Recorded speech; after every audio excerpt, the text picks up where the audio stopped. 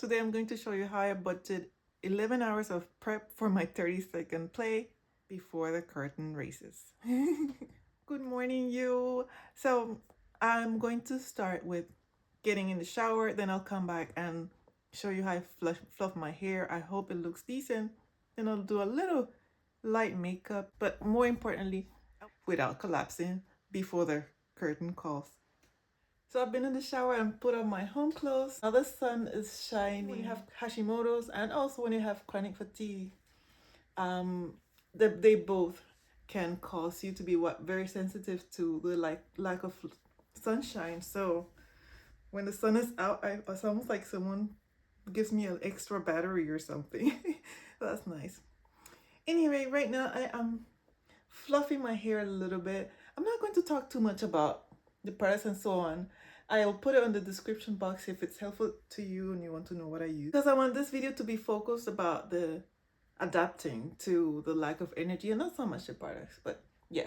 But my hair this is a day 2 hair, and that's also part of my strategy. I washed my hair yesterday so that today I don't have to use time in the shower, like washing, conditioning, detangling, all that.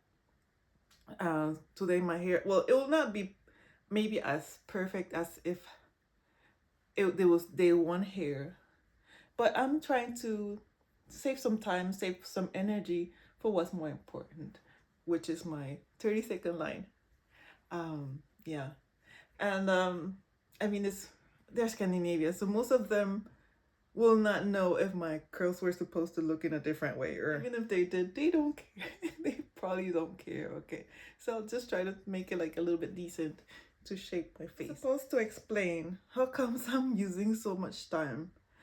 And let me look for a second. It's not too bad. Let me do my makeup meanwhile, then we can talk about why it is that I started so early preparing myself. So as you know, I have a few chronic illnesses I'm battling, and most of them are actually what I think people refer to as fatigue based. So without going into too much detail, basically it means that you're pretty much exhausted, not just tired, but like exhausted, and profound tiredness all the time. So the best way I could probably describe it, and it's not quite it either, you can think about it as a battery, like your cell phone's battery. Most people after charging the whole night might have 100% of battery. And in the case of myself and a lot of people who have fatigue based chronic illnesses, it's like a cell phone that has a defective battery. So even if you charge it the whole night, when you wake up it only says 60%, which means that throughout the day it's going to run out of battery much quicker than it should. So, and that's what happens to me. Even like things like washing my hair, getting in the shower, making breakfast, doing laundry, those things would tire me out much more than a regular person, a regular 40-year-old should. Perhaps someone has a better explanation. How would you describe it? So I have to plan my day in a way that I don't do too many things at the same time, because otherwise I'm going to run out of battery before actually doing what I want to do. Sorry, my brain is a little bit slow today. My energy is maybe like, I don't know, 30% today, 40%. So I'm going to need a nap, and I really hope that I can get a nap so I can actually make it, because I really don't want to cancel. Not only for myself, I mean, I would really like to participate, feel part of the community, but also for my friend who has the main part. We have already rehearsed and so on. So yeah, anyway, so yeah, so I have to be mindful of how I use my energy, and even simple tasks, like for example, my husband, before leaving for work, he asked, oh, would you mind doing laundry? He's run out of pants. I normally do the laundry. Look for a second. I'm still trying to cover it a little bit, my under eyes. Would you do some laundry? And I was like, you're completely out of clothes. He said, I don't have any pants. That was my cat sneezing. I don't have any pants. And I was like, oh no. So I asked him if he didn't have at least one pants that he could wear today and maybe tomorrow, and then I can do the laundry tomorrow. And then he was like, oh, I can do it myself. I'll do the laundry when I get back from work. But then he decided to look for it, and he found an old jeans that he can still fit in between his shorts. So that's what he wore today. And yeah, I know that laundry seems like, okay, you put the clothes in the washer, and this was not even delicate. So then you put the clothes in the dryer, and that's done, right? But even that for me, just like the thought of having to remember to take it out of the washer, remember to put it in the dryer, the sound in the background, all those things can use up a little bit energy.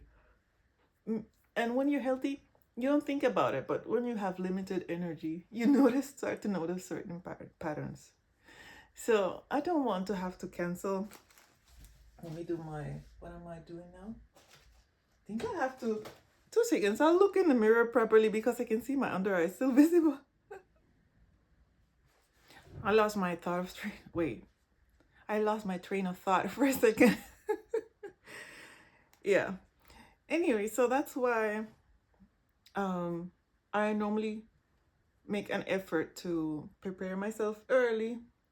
And even like yesterday, I did not do that much. So I would not be super tired today. Do you have any strategies like that that you could share with the rest of us? That would be nice to know. Perhaps we can share ideas on how to conserve energy. So it's only 10:41 and I'm already done with my makeup and my hair for my event at 7 p.m. And it might seem a little bit extreme, but there's a reason for this strategy. As a retired physician, I spend a lot of my time helping people to stay healthy. So I never expected it to be me, the one who has low energy or low battery one day. But I'm here to tell you that even if life changes unexpectedly, you can still make the most of it. So instead of focusing on how much you can do, I can focus, or you can focus now on what you can do and how you can make or circle your day around it so that you can get the most out of the things you actually choose to do. And I know my 30 seconds tonight might not seem like a huge deal, but for me, that's one way to remind myself that life can still be beautiful, I can still be part of it and still enjoy it. And I hope you can get that from this too. We're just living within the energy we have. Now, for a crucial part of all this prep, we have the nap. So I'm going to put my phone in without sound. I'm going to try to make my bed as comfy as possible. I'm going to use my hot water bottle, my neck pillow, so I can relax. And this is very important because I need to get my battery, my charge as high as possible so I can enjoy my event later. It's 6:45 p.m. I'm doing my work in advance work. I'm dressed, I'm focused, and I'm heading out the door. To some, it's just 30 seconds of a play. To me, it's a massive victory. It's proof that with a little strategy and a lot of self-care, we don't have to miss out on the things we love. Thanks for doing this energy pacing and getting ready with me. If you want to stay a little bit longer with me, YouTube is about to suggest a similar video to this. I hope you enjoy.